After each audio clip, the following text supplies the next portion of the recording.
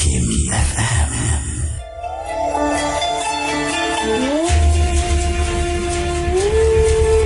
You are now listening to Shaping Tomorrow on Kim FM.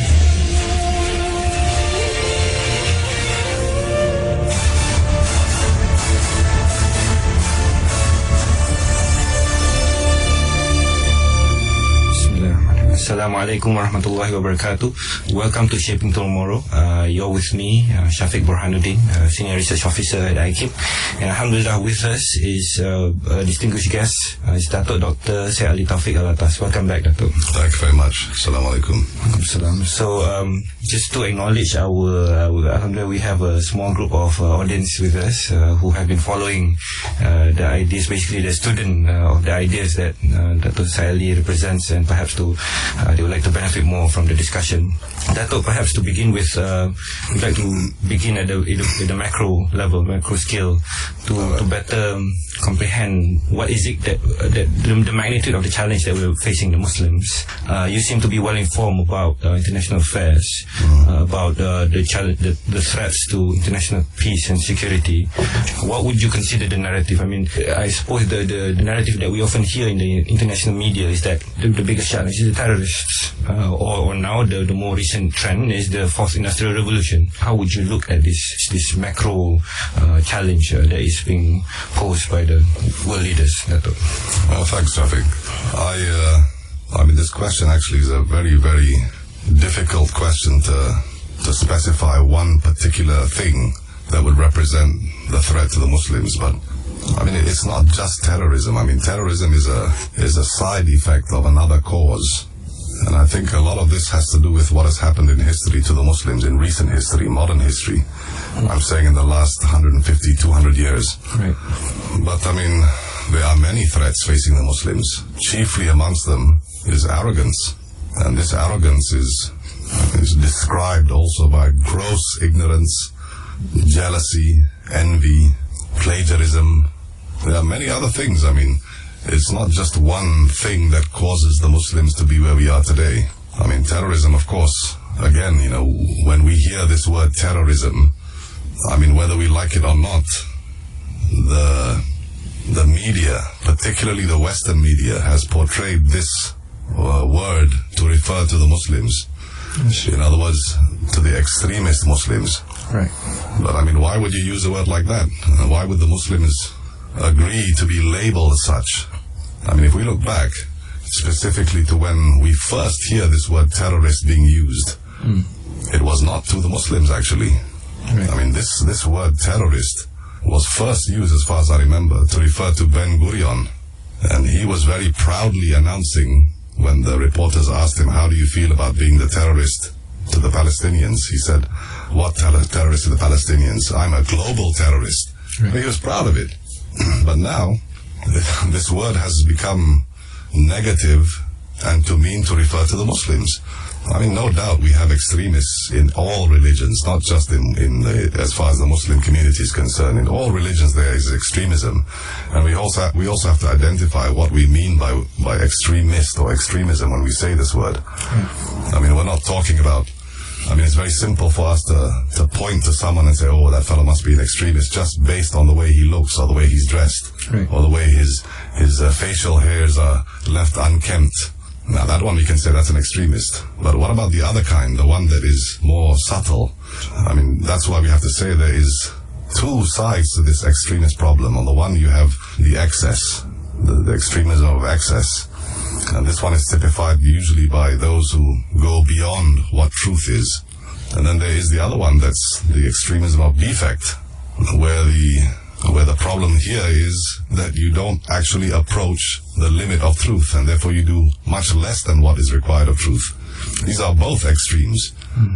But I mean, we are focused now basically on the one who does more than what is required by truth.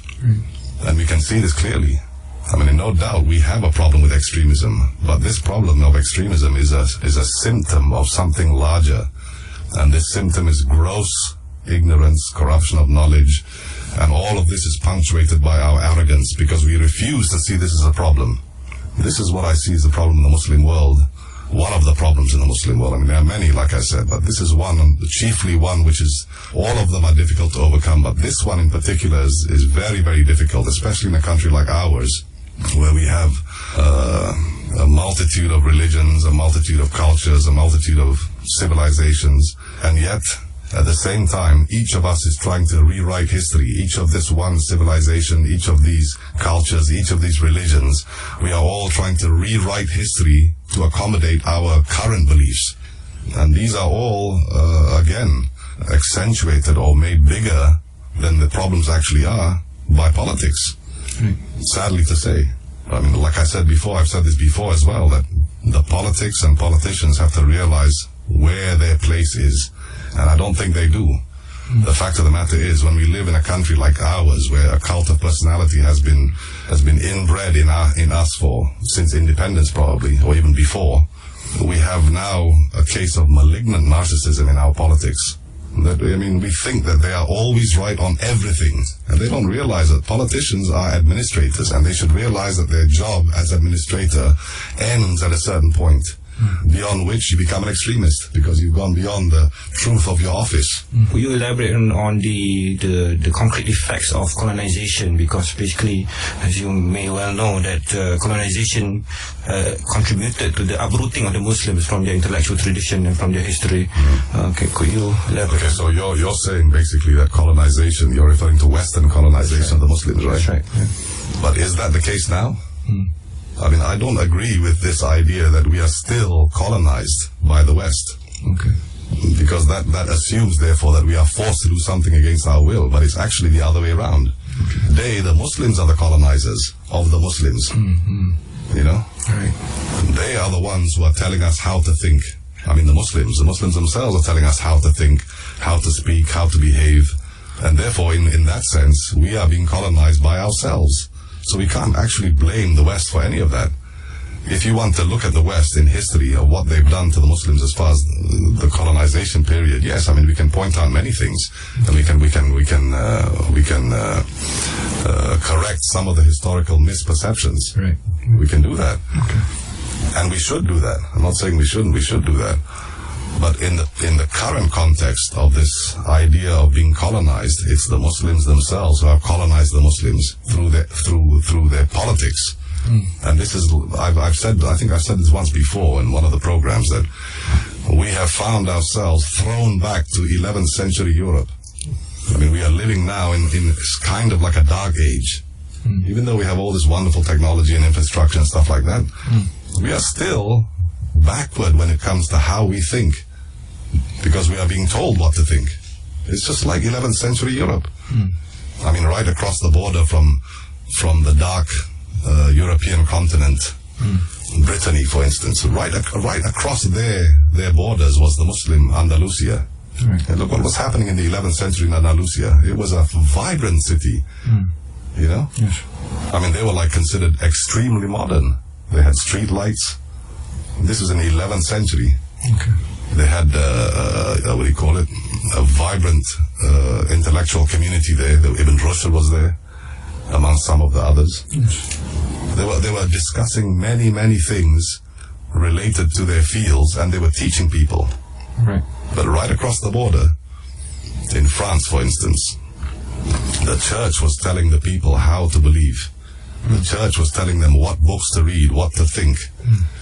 When someone like Peter Abelard expressed his conviction that in order to understand religion, you need to use reason. Oh, this one could not be accepted by the church. Okay. Everything was, as far as they were concerned, faith was beyond the boundaries of reason. So they employed Saint Bernard of Assisi to condemn Peter Abelard. And they only allowed Saint Bernard of Assisi to write books, to propagate the ideas. Peter Abelard was completely ignored. And this happens today. Today we have a one-track mind. Whatever another Muslim country is doing, we seem to rush to follow. When we want to establish how to fight this so-called terrorism, we rush to look for other countries which supposedly have experience, but in actual fact, they are actually not experienced at all. They are the ones also causing the problem. So why are we going to another source for our inspiration when we actually have it here at home? The reason is because the people who are already inspired and who already know how to deal with this problem are ignored, precisely because they don't share the same political affiliation, maybe, or the same common thought that that the public share. Right. You've also mentioned in the, I think, I suppose your other interviews, how that there has always been a demonization program against the Muslims. Oh yeah, there has. This question was with regard to the question of Islamophobia. Yes. And I was saying that in actual fact, they don't fear Islam. If there's any fear, they fear these extreme Muslim ideologies. But they don't fear Islam. They've always wanted to demonize Islam from the very beginning. Right. I mean, that's not something that is untrue. That is true. You can read anywhere. You can look at history and see it. There's no need to try to debate whether or not this is the case. It is. Right. Demonization of Islam continues. Demonization of the Muslims also continues. Dato', perhaps you try to do, I mean, of course, in your career at IKIM, we saw that you tried to do many things to try to perhaps liberate the Muslims intellectually and so on. And one of the things we learned was that you acquired some rare books, some rare collection for the IKIM library. Can you try to perhaps share with us what you tried to embark with IKIM, with the acquisition of such books? No, I mean, there's no need to go into great detail about that, but I mean, the point of that was to try to expand your knowledge of culture, of civilization, of history. That's what the point was. I mean, I think it's very important that you cannot simply rely on what the politician wants to tell you about history. You need to go and look for yourself.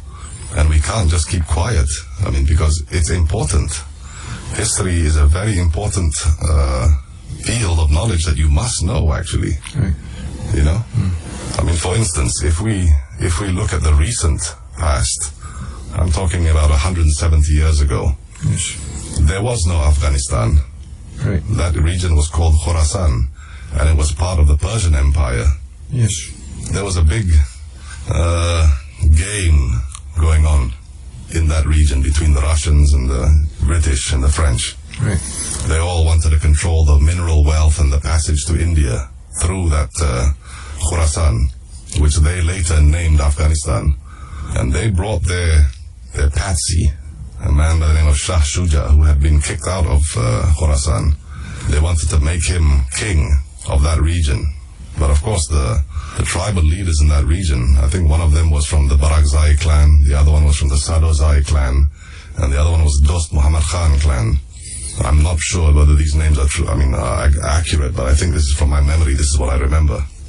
And these three people, these three clans, they did not support Shah Shuja at all. But because the British had tried to install Shah Shuja in Kabul as their man, they sat down with the tribal leaders and they said, we'll pay you just to, keep the peace, which the British did, actually. And this is according to the memoirs of George Burns. Now, when the British felt that their support for them was waning, they pulled out. But on the way out, these tribes, because they were so angry with what the British had done, they massacred the British, and the British couldn't take that. Right. Therefore, it was something against the empire's pride. They came back and they destroyed Kabul. And that was 170 years ago. They destroyed Kabul, razed it to the ground, burned all the fields, burned all the orchards, everything. I mean, this word stan at the end, like Afghanistan, Kazakhstan, Uzbekistan, this word stan, it means garden. Oh, okay. Yes. Can you imagine Afghanistan as a garden today? Right. I mean, this is the kind of thing that you think about that. It's 170 years ago, and from that time till today, it's still like rubble. They're still suffering the effects of what happened then. Is that justice? I mean, if you don't have justice, you're not going to have peace. How do you have justice? You have to have properly guided individuals who lead the community and teach them about what is acceptable and what isn't acceptable. And I mean, for the Muslim today, our voice has been stifled by the political undercurrents who want to keep everything status quo. I mean, look at us in terms of how we voice our opinions about Israel. Yes. and Palestine. Yes. It's quite amazing that Malaysia goes about and has a huge gathering in Putrajaya and starts shouting, Allahu Akbar and Takbir and everything like that. And yet they don't understand anything about what happened in that region. Yes. And we are still saying we want two-state solution. But let's go back in history. I mean, this was a golden opportunity for the Muslim to start opening his mouth and say what was the problem when the current president of the United States was doing his campaign. When he was campaigning, he said, we need to find out why these folks, and he refers to the Muslims as folks, as if we are just little, why these folks hate us. Right. And that was quite significant, because that was the first time any United States president has asked the question why. Before that, they didn't care about why. They wanted to know who and what and when. But why was not part of the vocabulary. They were more or less afraid to ask this question why. Because they know that if you ask the question why, then you can start answering and point at your finger and give examples. I mean, if we were to say now that it's not really the U.S. Army, but it's the Rothschild's army, Right. how would people feel about that? How would people feel if we said there is really no U.S. foreign policy, but it's actually a Zionist foreign policy? How would people think about that? People would start discussing, is there truth in that? We have been influenced a lot by the propaganda. Propaganda media has influenced a lot of us. And they have been rewriting history for us. I mean, this media. For instance, I'll give you an example, right?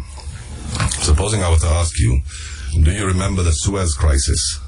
You'll remember it in terms of how it was portrayed in Western media, isn't it? The Suez Crisis. What about the tripartite aggression? Do you remember that? You never heard of that, isn't it? No. In actual fact, the Suez Crisis and the tripartite aggression are one and the same thing. Right. Now, why is there two names for it? Because on the one hand, the Suez Crisis tells you nothing. It just tells you there was a crisis in the Suez. What was the crisis?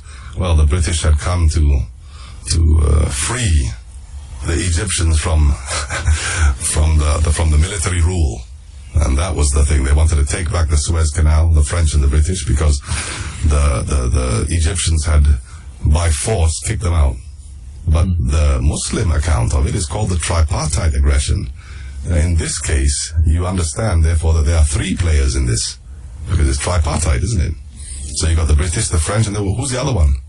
Who is the other one in this campaign?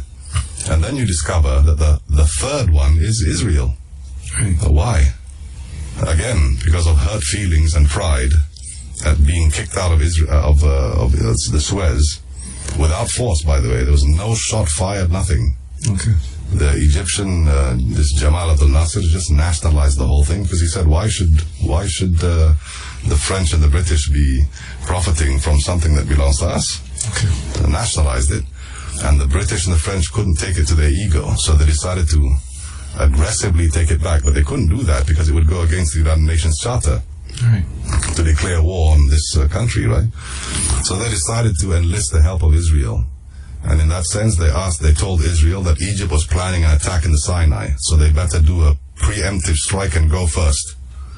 And so when Israel did that, then the British can suddenly now come to the rescue, as if they're liberating the Egyptians from the aggressive Israelis. Right. But they planned it all along. And see, the United States of America, I think the president at the time was Roosevelt, if I'm not mistaken. Okay. He discovered this plan by the British, and he warned the British, you better stop, because the British were from Alexandria on their way to Cairo. And he told the British that you have better stop this campaign, otherwise we will expose it and let everyone know what you have actually been planning. And that's how the British withdrew, and that's how the Americans had a foothold in the Middle East. And from that time, this is 1956, the Americans said, from this time on, we are the ones who are now going to be the more or less like the policeman of the Middle East. Right. Yeah, but let's go further back. Right. What if we go further back to the 1800s, late 1800s, and then we discover about the history of this Zionism? Right. Theodore Herzl. Okay. 1870, he calls, this Theodore Herzl, to begin with, he's a journalist. He's not any kind of special character. Right. He calls a Zionist Congress, a World Zionist Congress in Basel, Switzerland, 1870. Yes. And at that time, there were only few organizations, maybe 117 organizations that attended and supported. But most of the world, most of the Jewish diaspora did not support Zionism at all. Now, after the first Congress, they decided they're going to use all of the money at their disposal, all of their contacts at their disposal to propagate the idea of Zionism as a positive thing. And 1 year later, at the next Congress, there were 900 organizations which supported them. Yes. How did they do this? Because they used wealth. They had a lot of money. They had a lot of media. They had a lot of newspapers, a lot of movie houses. They made films about how great this, the idea of the Jewish people's return to their promised land. Right. I mean, once again, Zionism is not about any religion. In fact, they have no religion. Yes. And yet they use religion, specifically Judaism, to forward their aims. And therefore they are, let's not forget, when we talk about the Zionists here, we are talking about a particular segment of the society. We're not talking about the Jews, because I don't think the Jews should be blamed for what the Zionists do. Right. The Jewish people themselves some of them are not in support of Zionists. Like they realize now, after hundreds of years, what they can do. Right. But in the beginning, this is 1870, when they started thinking about the idea of, having like a Jewish state. Let's put into context again. The Jews have never had a capital ever in their history. Okay. They never had. Right? Now we think of this Jewish state idea. And where did they start looking first? Well, the Zionists started to think to themselves, let's find some place we can go to. Palestine wasn't in their their list of countries which had a possibility. Right. Uganda was one of them. Okay. Why Uganda, I have no idea. Cyprus was another. And then there was Argentina, of course. And then, surprisingly, Texas. Right. They sent 10,000 Zionist Jews to Texas, like a forward committee to go over there and make reports. And they did. They wrote all kinds of fake news. That's a very good thing nowadays. You talk about fake news, all about fake history, right? They claimed all kinds of things that the U.S. government should investigate, and none of it was true. And the U.S. government was very skeptical of them. They thought they were interfering, actually. But they had a lot of high-powered individuals in the U.S. system, chiefly amongst whom was a man by the name of Louis Brandeis. Louis Brandeis was the Supreme Court Justice. Yes. And as a Supreme Court Justice, you just imagine how close you are to the executive. Right. Right? As a Supreme Court Justice, you are not supposed to hold any other position because you don't want to be biased, or you don't want to be accused of being biased, right? Sure. But this man, Louis Brandeis, he was also the president of a secret organization called the Parushim. Right. Now, this Parushim is a secret Zionist organization which was established under the auspices of the Menorah Society, which is still present today at Harvard University. But this Parushim, the secret organization, their only goal, their only aim was to do everything necessary, whether by finance, whether by killing, whether by terror, to get people on their side to support Zionism and then to support the establishment of a Jewish state. Yes. And then they discovered maybe Palestine might be a good idea, but at that time they didn't know anything about Palestine. Right. They thought it was just like a barren place. Right. They didn't realize that there were people there. Okay. It had been a city for thousands of years. And so they sent two rabbis to Jerusalem to check it out. And these two rabbis wrote back and they said, yeah, the bride is very beautiful, but she's married to another man. Now at that time, this is the early 20th century. At that time, 96% of the population of Palestine was Arab and Christian. Yes. 4% were Jews. Yes. But 99% of the land, of the property, was owned by the Palestinian Arabs and Christians. Yes. Now, how do you think, therefore, that there's already a population there, but you're going to establish a state in a place where there's already a a huge population of the Muslims, the Christians. And you're going to say, no, you're going to kick those people out to establish your state. Now, how is that not terrorism? Right? Right. Now, this idea of putting a homeland there was devised by these people in the Parushim, by the Rothschilds, actually. Right. They decided they're going to finance this. They're going to finance the lobby to get Palestine. But of course, at that time, I mean, we're talking about 1914, 1913. Now, the First World War broke out in 1914, yeah? At that time, of course, the Americans were not involved in the First World War in 1914. It was the British and their allies, and they were fighting in the European theater, and they were losing lots of people. There was like 60,000 casualties every day, which is a huge number.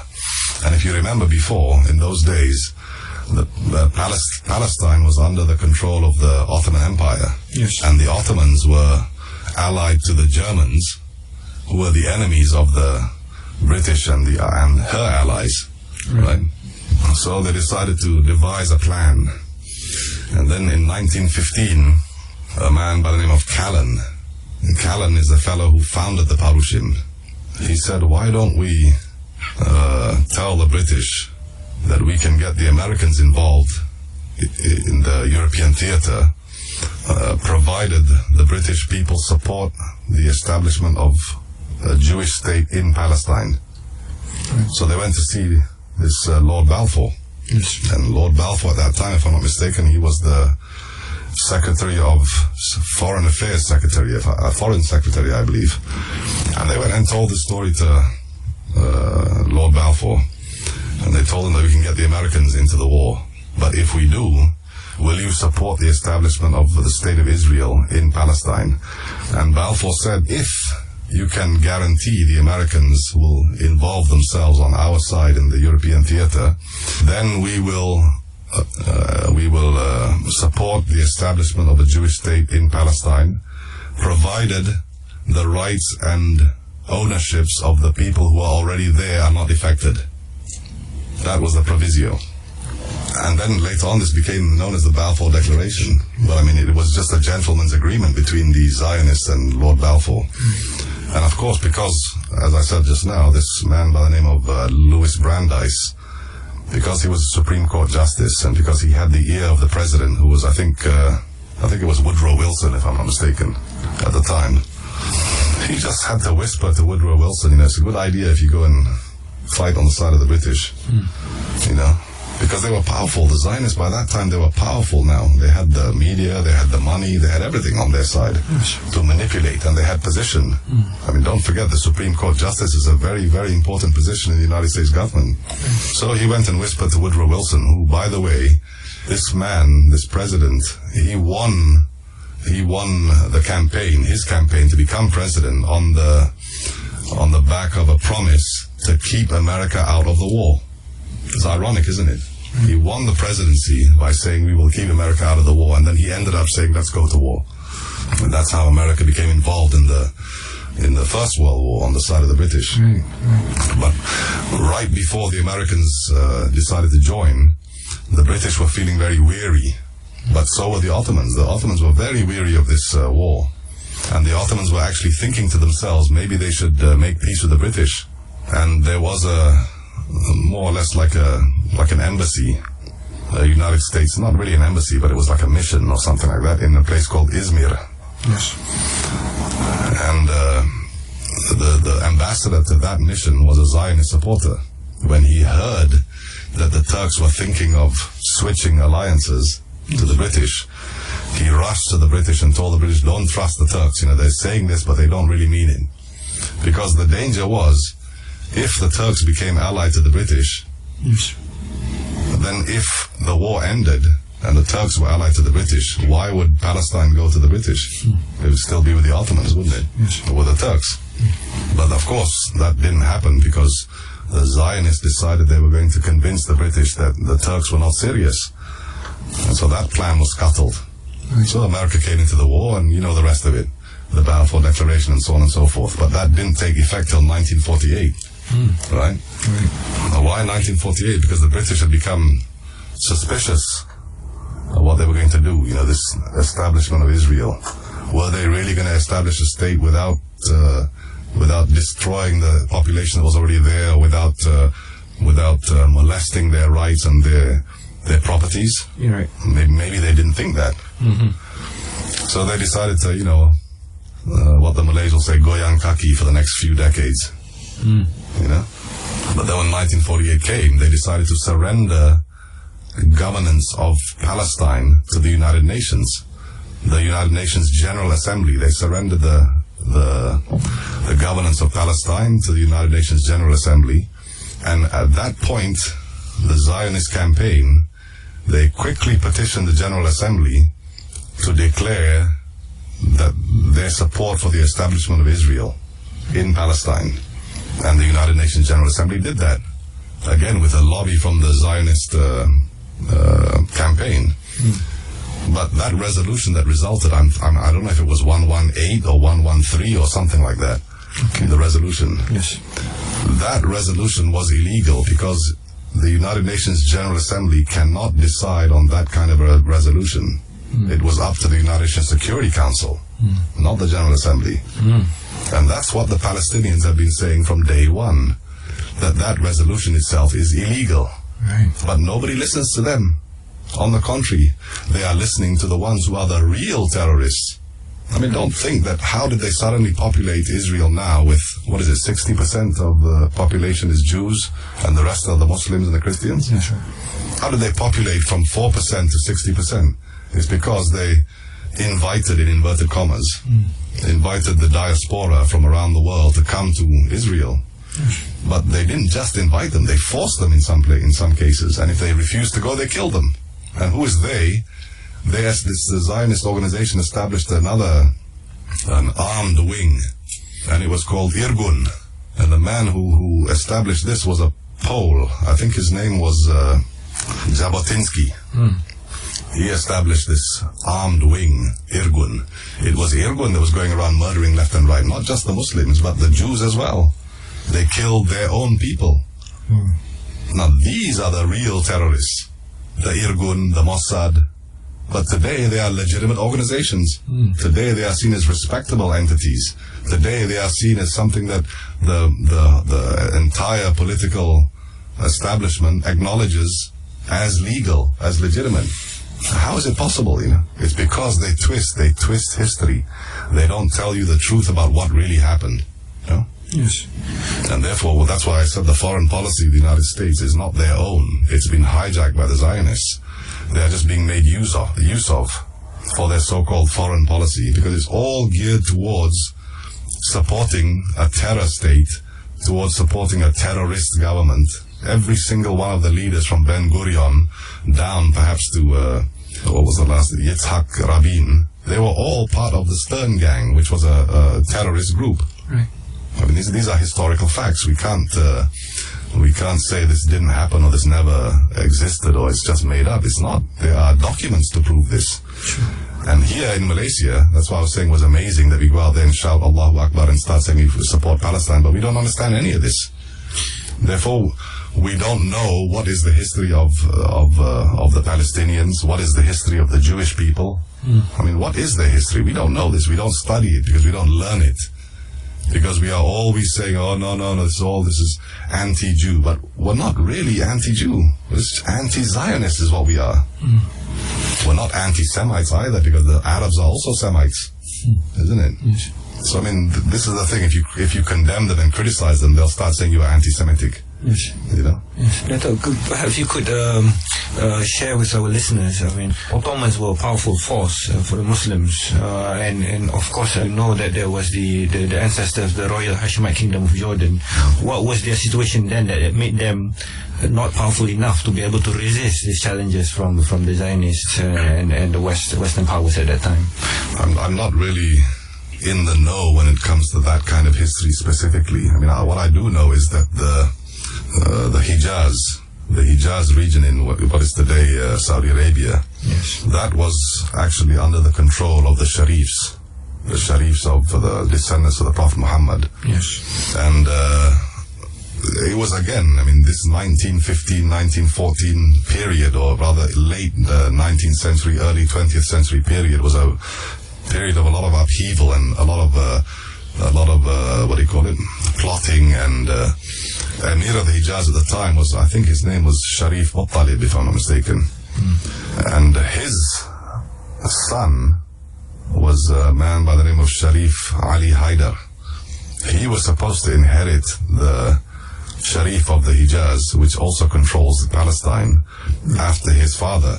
But because I think the Ottomans were trying to resist British interference, because at that time also Britain was doing a lot of these covert operations in Egypt, in Saudi Arabia. We all know the story about Lawrence of Arabia, yes, right? Romanticized by the movies, but they didn't appoint him as the Sharif. Instead, they colluded with his cousin. Now, his cousin is Sharif Hussein. They thought that Sharif Hussein would be easy to manage. Right. Of course, that wasn't the case. Sharif Hussein is not the kind of person who's just going to roll over and say whatever you say.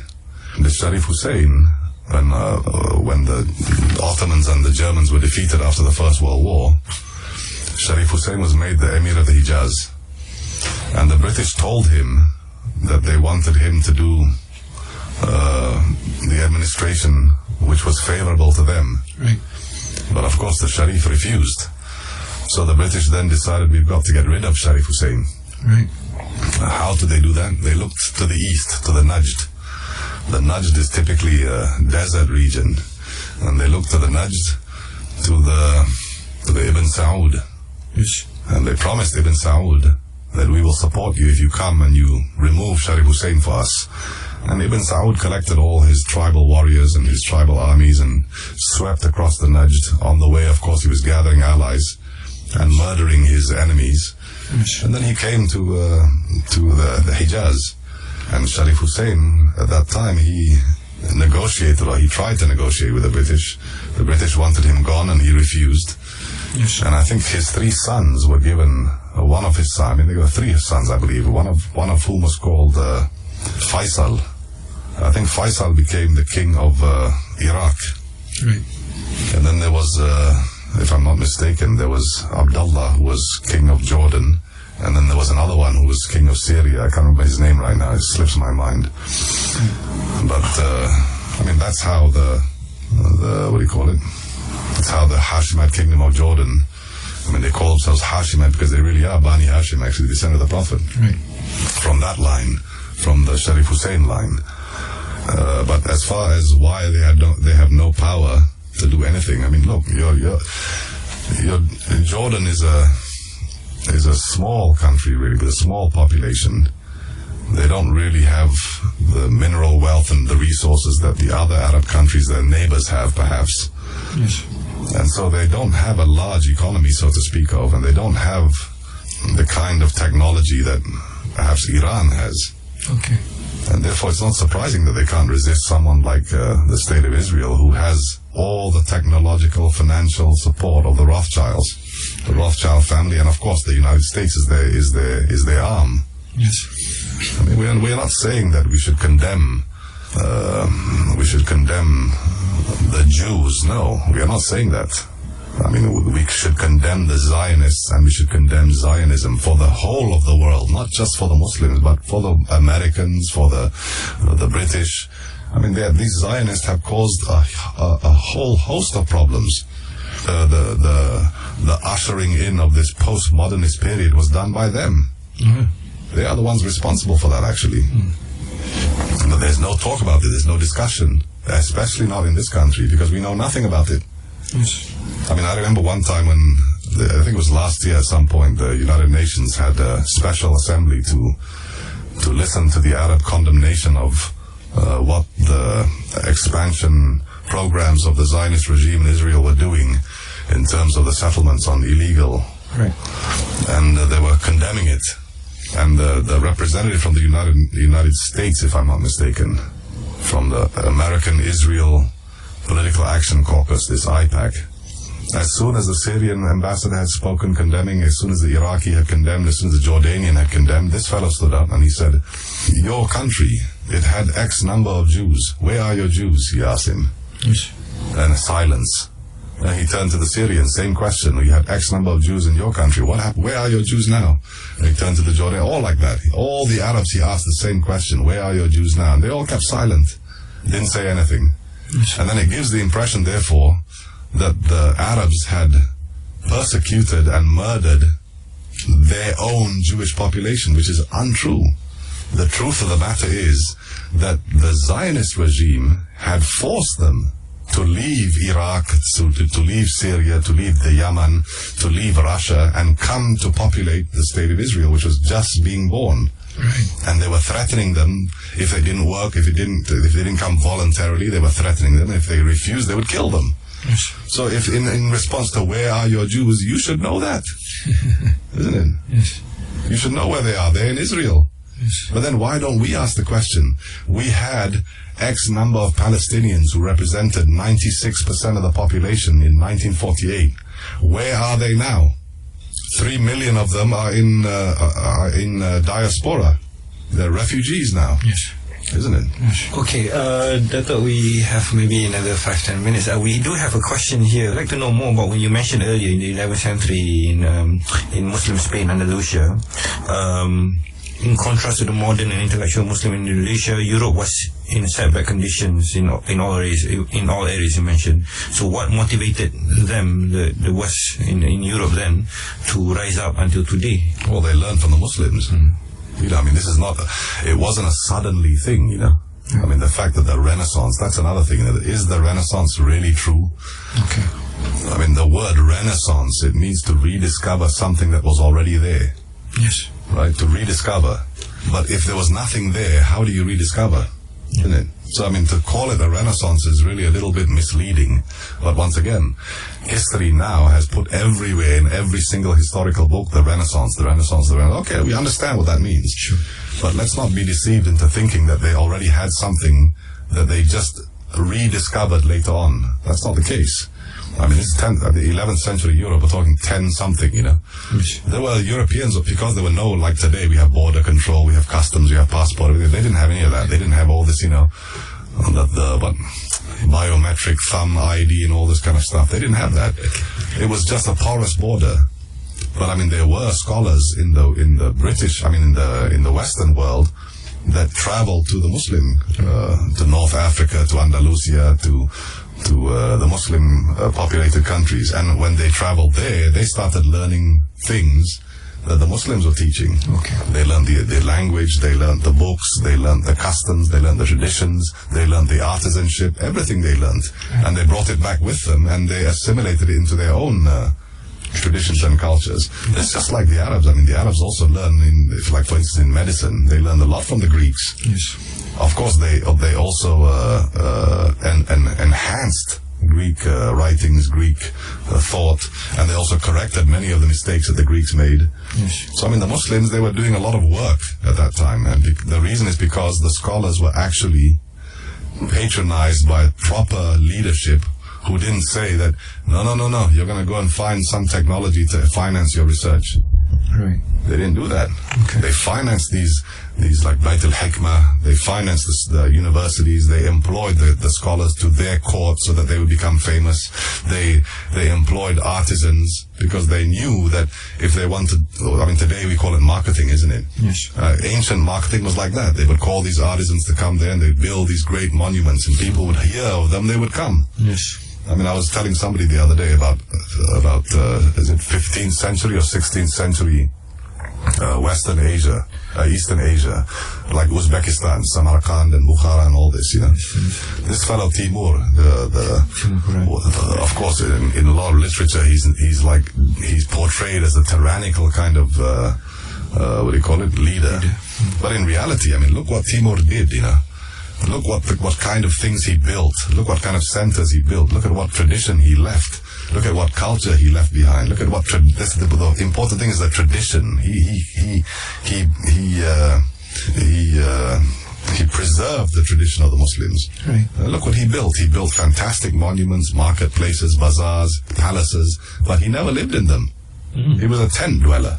Right. So why would you build these kind of things? It's precisely because you are there between the east and west on the trade route, and you want people to come to your city and marvel at your city, and think, wow, this must be a great leader staying here, right? Yes. And you must have all these great artisans living here. It's best place to come here and learn from you. Sure. And that's why till today, I mean, look at Uzbekistan, for instance. I mean, after the Russians left Uzbekistan, and after the communists rather left Uzbekistan, and after the Russians, after they separated, suddenly these buildings that were left to rot and became, some of them are turned into rubble, suddenly they're all rebuilt again with the same techniques, with the same designs, with the same artisanship that Timur did, Right. because they preserved the tradition. Yes. This is what this is again going back to your earlier question about the library at IKIM. I mean, we've got books on art and architecture written by Western authorities and scholars on measured drawings of the Muslim structures. And yet here we are in the rush to become the modern age. We destroy heritage. We destroy everything. And I mean, you're not just destroying a building, you're destroying a tradition. And therefore this tradition of learning, which we are trying to preserve and establish, it doesn't seem to be getting a strong footing, because the resistance to it is so great, because they don't realize the potential. I mean, look at what Timur did. Timur marketed his Samarkand and Bukhara. He marketed it. Right. I mean, that's why till today we still know, Samarkand, Bukhara, we marvel at those names. Yes. The West writes romantic novels about Samarkand and Bukhara. I mean, they also appreciate these kind of things. Yes. And they learned it for hundreds of years. They learned. And then the Renaissance happened. It wasn't just a sudden explosion. Yes. It takes centuries for them to learn. That's right. Similarly, also the Muslims as well. I mean, they didn't suddenly come from the desert and suddenly build a civilization. No. Yes. Isn't it? Thank you very much, Dato'. I think that's all the time that we have for today. As much as we want to benefit more from you, inshallah, perhaps we'll have to continue in some other time. Thanks once again, Dato' Ali Taufiq Al-Atas. Thank you very much. So, you've been with us on Shaping Tomorrow. So we'll see you again next time. Thank you very much.